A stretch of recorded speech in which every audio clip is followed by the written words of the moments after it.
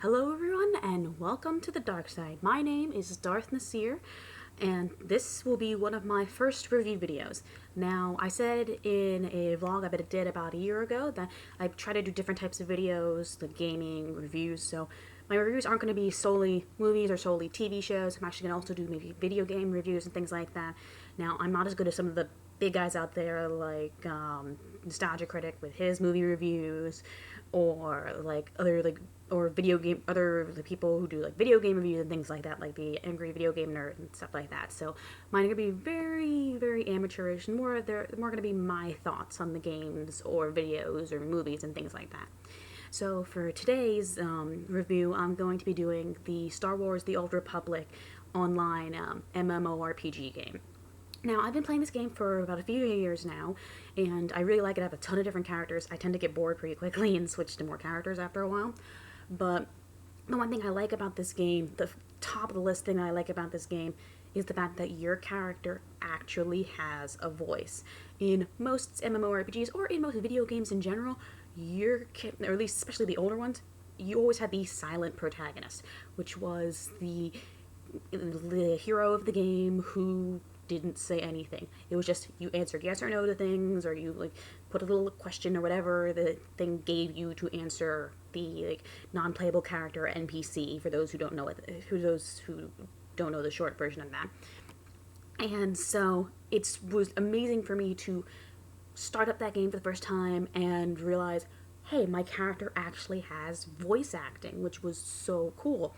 Then again, I should have expected that, being that Star Wars: The Old Republic was made in partnership with BioWare, the people who made the Mass Effect games.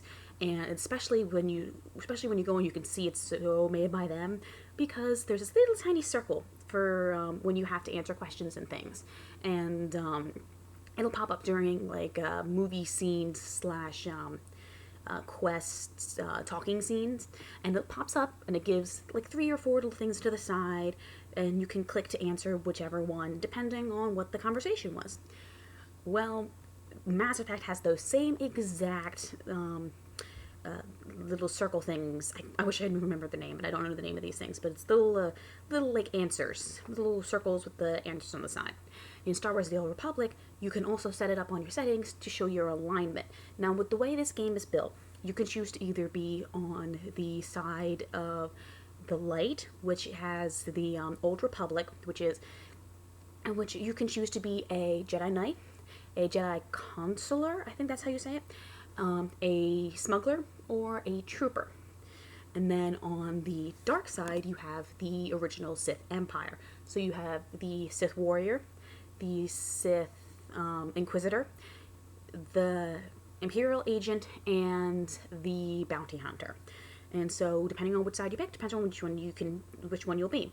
Though the nice thing about it is, because you have the alignment segment of the game, you can choose, depending on how you answer questions and how you say things, will change your alignment. Whenever you open up your character screen, you can see there's a little tiny thing on the side that has light side and light blue, and then as it goes down, it starts turning red, the dark side.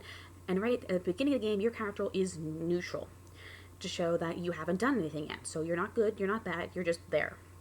So then, depending on if you say light side things, which are things with little like bluish white stars next to them in the alignment part, you go up. You go up and you become more light side. If you start doing things that have that red upside down triangle on it, you start going to the dark side. So you could do crazy things, like in my case, my original character was a Sith who was a light side Sith. If you actually go on to other channels on YouTube, you can actually see the storylines. And personally, I think the light side Sith has certain light side things on the dark side have better storylines and endings than the dark side versions, especially when it comes to companions and things like that. So when it comes to story, it all depends on which one you pick. And now that also tells you which planet you start on. Everyone has a starting planet. For the 2 types of Jedi, you start on Tython, for the and that's where the original one of the original Jedi temples is located. For the smuggler and the trooper, you start on Ord Mantell, which is being plagued by the beginnings of what we know as the Separatists from the Star Wars prequel movies. Now, on the dark side, the Sith start on the Sith homeworld of Korriban, and then the trooper, no, sorry, not trooper, sorry, the intelligence agent and the bounty hunter both start on Hutta, which is a Hutt, as you can tell by the name, a Hutt-controlled planet. Excuse me. And so everybody starts on those specific planets. Every time you start a new game, depending on which one of those 8 different people you pick, you will always start there. And then as you go, there's certain colored, like they've changed the colors of like the little signs and stuff like that that show above the heads of people, like to make it easier. So now like anything story related or meant for you is in purple above the heads of things, and then other things are different colors. All depends on what you do. And so after you start with this starting planet, for the dark side, you end up all 4 different things go to Dromundkaas, which is the capital of the Empire. If you're on the light side, everybody goes to Coruscant, the capital of the Republic. And what's really cool is how they explain why these different things are going on. The beginning of the game, the first time you ever download and install it, you open it up, shows the fantastic cinematic scene of the beginning of the whole thing, why everybody's fighting. And then if you click on the light side to start, the first time you ever start on the light side, it shows the light side's version of what's going on. And then if you click the dark side, it shows the dark side's version going on. And it's really, really, really cool. I'm a huge fan of really good cinematics in games. So this was fantastic for me the first time I ever saw it. Even though kind of the disappointing part is the graphics aren't as fantastic as those cinematic scenes, but then again, those cinematic scenes not something that a person playing on a computer can be able to move around with. But the graphics and the graphics are actually pretty good. I mean, they're pretty decent for what they are. And so they're not. It's not like they're distracting. It's not like, oh my god, I'm seeing a blocky screen.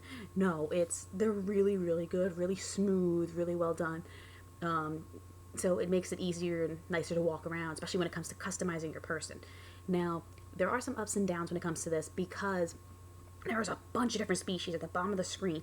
After you choose whatever thing you want, there's a bunch of species you can pick from. And only problem with that is the whole thing with being a subscriber. I personally am one, so I tend to get some extra things because of it. But if you're not a subscriber, only certain species will be unlocked for each kind of character, and sometimes they're completely different species. Everybody gets human, and then everybody gets cyborg. But then other things tend to change of what other people you can get, and that all depends on what thing you're choosing and what thing you're deciding to do. And then once you're a subscriber, you can actually use the cartel coins, which is similar to like if you play DC Universe or other games, the money you can earn or purchase that's meant for an outside shop or like an extra shop that most people can't go to, and you can use that money, which you can also buy with real money, to buy cool extra add-ons and things like that to your characters, which actually work pretty well. I've actually bought a few lightsabers and things that work really well, or you can customize pretty well. And that's another thing. The customization in this game is fantastic. Once if you have that extra subscriber subscription, yeah. If you have that extra subscription, it helps out a lot. It gives you different things immediately, such as like allowing you to sprint a lot faster than most people. If you're a regular free-to-play person, which this game is always free to play, you can switch back from being a subscriber to free-to-play whenever you want. The only thing that changes is there's certain things that change that only subscribers have. Like with subscribers, you can have as many characters as allowed on a server as you want. With free-to-play, you only get 2 active characters on a server. And luckily, there's like a bunch of servers, so you can make as many as you want. So that works. But then there's what's it called? There's the speed thing, which is a speed boost, kind of this for sprinting. And so for most people, it's level 10 you get it. For subscribers, you get it right away, which is perfect because it makes it so much easier to get through, especially if you've made characters before and played this game a million times like I have. It makes it so much easier to just quickly get through the starting planets and not have to worry and then you actually get onto the real story and stuff like that, because really everybody more or less has like almost the same story until after the second planet. And so getting through those early planets is a lot faster if you have the sprint really quickly. You also level up a lot faster. Another thing that you get quicker is the speeder riding skill. I don't know exactly I can't remember exactly what level you get it at because it just suddenly appears. But usually I think you have to wait till level 20 for a regular person, and then it also costs like 35,000 credits, which is a lot, especially when you have to spend another 10,000 to even more than that to get a speeder. So that can be a little bit tough sometimes. And so being a subscriber actually helps with that. Other than that, really, oh yeah, also, if you're not a subscriber at level 20, they cut the amount of the experience you earn in half. So you level up a lot slower, half as quickly as you would if you were a subscriber. So that's another kind of drawback to being free to play. And now it's actually better to be a subscriber. But other than that, free to play is actually just the same as subscriber. It's just the subscriber just gives you sprint first, speeder skill first, also gives it to you for free, helps you level up faster because you earn some more things as well. Like there's certain money, like if you're playing, say, the Imperial Agent, you have to pretend like you're a bounty hunter of some sort in your storyline. I don't want to spoil anything, but you have to be a bounty hunter of some sort during the first planet, and you actually earn extra money. And the bounty hunter actually does the same thing. They earn extra money. If you're a subscriber, you can get those extra credit bundles. If you're not, you can't pick them up. So, and those are when you, at the end of the quest, you click OK, and usually it gives it to you. It's not going to give it to you if you're not a subscriber, because it's only allowed for subscribers. That's another drawback. But other than that, that's pretty good. The voice acting, like, I don't know how many voice actors I have. Some of them sound very similar, but like almost everybody has a slightly different voice, and it works really well. Like all the female Sith like character you create sound the same. All the males sound the same, but like there's a different voice actor for each version of a character, and it's really, really cool how that happens. And then you can also customize your ship after Dromund Kassar Coruscant. Whoever your teacher is or whoever you are working with gives you a ship, or you get a ship back or something like that. And it's really, really, really cool how that happens and how that works. And then if you've been a part of this for a long time, they've actually been giving out gifts and things to people, especially subscribers, but free to play people have been getting stuff too, like little mini droid pets, and if you're a subscriber, you're getting special edition companions, which is really cool, especially because you can, if you're at level 1 creating a character and you go to your mailbox and pick up a character, you have this companion that works like a regular companion in the game, and you can just get through things a lot quicker. That's what I want to go on to next, the companions. Everybody has about 6 or 7 companions that they can get throughout their storyline.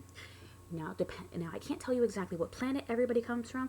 You get most of the time you get one companion on your starting planet. Sometimes you get it on the second planet you go on. Sometimes you get another companion there.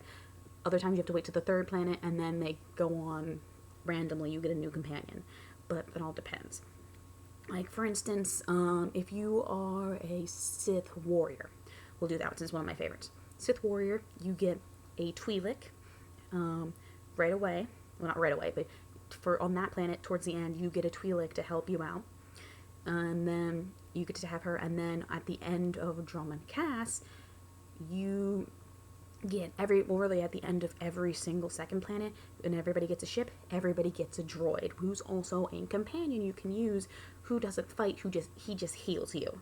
So he's not exactly the best to be working with, especially with the new system they put in place to allow your companions to heal you and fight at the same time, which is fantastic, because some of the extra quests and things can be brutal at times.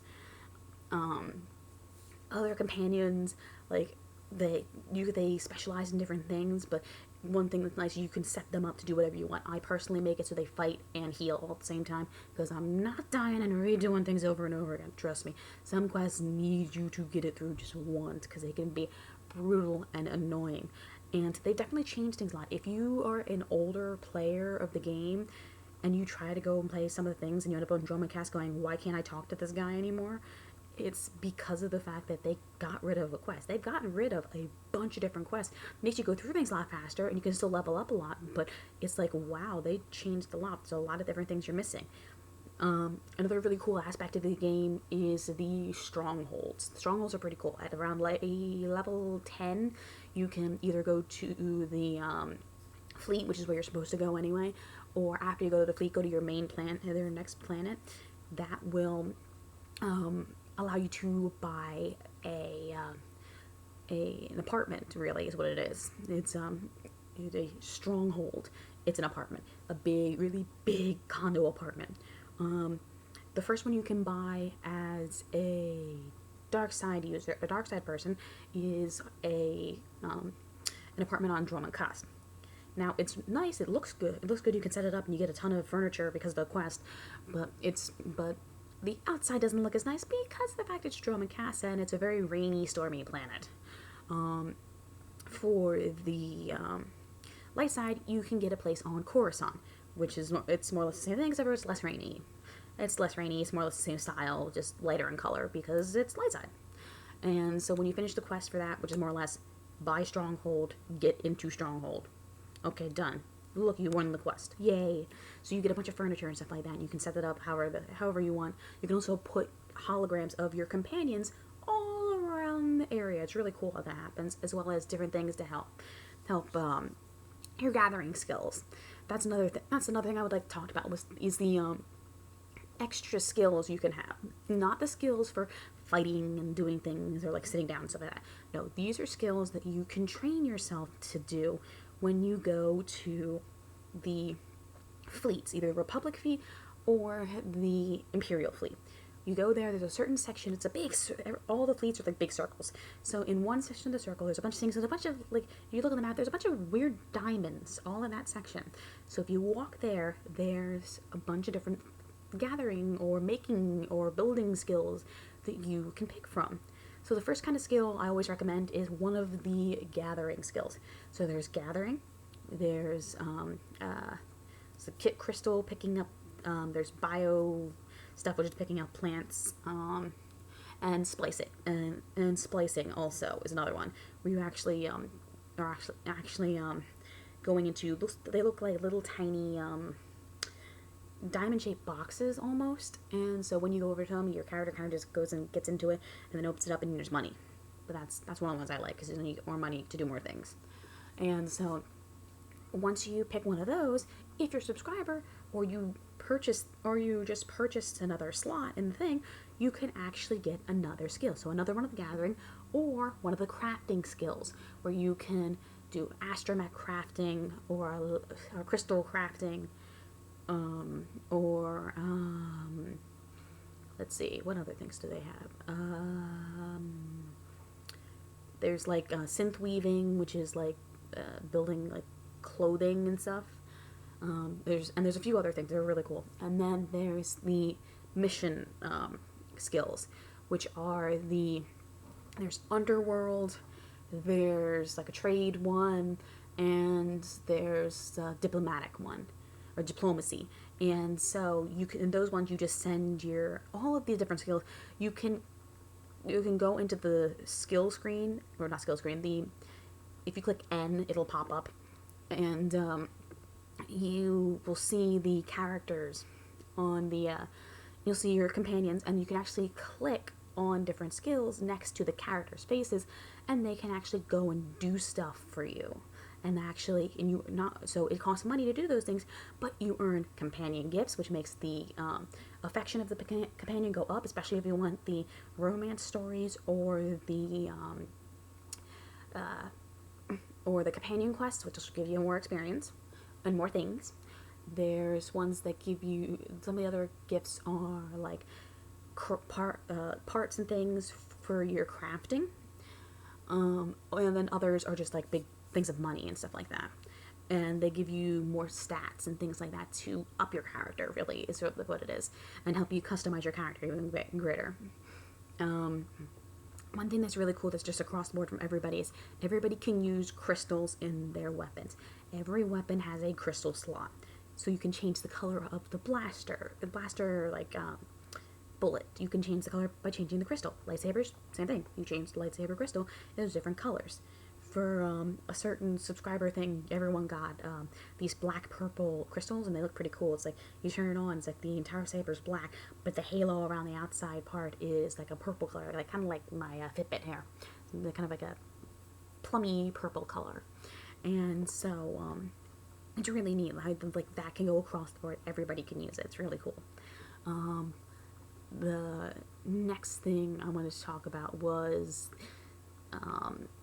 just the stories in general. I don't want to really spoil any of them for people, unless if you want to be spoiled, go look on YouTube, type in things like storyline of Jedi in Star Wars The Old Republic online. You'll get thousands of them. But yeah, the stories are pretty much the same across the board. It's really more of like, newbie gets power, newbie gets some power, suddenly is the chosen one of some sort, and you go on that way, and you get companions and stuff like that. Like, it's really it's like a generic kind of formula, but it works because you choose your story. You choose if you want to be a light side, if you want to be dark side, or if you want to stay neutral. There's 3 different endings to everybody, and don't worry, it's not like Mass Effect 3. There are 3 separate, all different kinds of endings for people. You have the light side ending, the dark side ending, and the neutral ending, all of which are different. Some are better than others. Like I said, personally, I prefer the light side version of the Sith Warrior because better storyline and better characters. Like, there's certain companions that work better if you're a light side person. Yeah, you can't romance a certain character if you're a light side and the dark side, but she has a much better storyline. I'm not spoiling who it is. But it works out better, trust me. But personally, I really enjoy the game. It's a lot of fun to be able to run around and do stuff, and the best part is, if you want, you can have your friends on there and work together to do these quests, or like me, just solo it, do it on your own. Since my companions are so powerful, I can get through most of the heroic missions without asking anybody for help, which is really good because I prefer to work alone, especially on that kind of stuff, because sometimes after heroics, people want to continue to be in your group and continue to go and do things. I'm not kind of into that. I like to go through all my story and not have people pull me down with their alignment choices. But yeah, I give the Star Wars The Old Republic an A because of the fact that it's a really great game, really good gameplay, doesn't freeze as much. The only one problem is that if you do lose your internet connection, it will close down really quickly, and sometimes it freezes on your computer. But that happens with just about any MMORPG. I've tried a bunch of them, and all of them do the same thing. But again, I give it an A because of its great graphics, the fact that you have an actual voice for once instead of like Link, the silent protagonist of Legend of Zelda, and then the amount of customization is fantastic. The different things you can pick and choose are amazing, different choices, and especially if you are a subscriber, which I highly recommend be a subscriber. It's only about $13 to $15 a month, depending on where you live, because I know some places it's a little more expensive. Sadly, there really doesn't. I don't think it works too well for Macs. It does, I think, work on Macs, but not exactly. It's not exactly the best yet because the Mac version is slightly newer. But other than that, if you got a PC, you're all set. It takes about 3-4 hours to download and install. So if you want to install it, keep your computer open and let it go, because it's going to take a while. Go watch a movie, go do something, because it's going to take a long time to get set up. But once it sets up, it starts up really quickly. Doesn't take too long to load. That's a great thing, is the loading screens are really, really, really short. Really short. And they also tell you your story as you load the game. As you load your game, every time you log in, it tells bits and pieces of your story, which is really, really cool. But yes, again, I give it an A. I hope you all have a wonderful day. May the force be with you. And I hope may the force be with you. I hope if you like this video, you go ahead and subscribe and give me some thumbs up. Thank you, and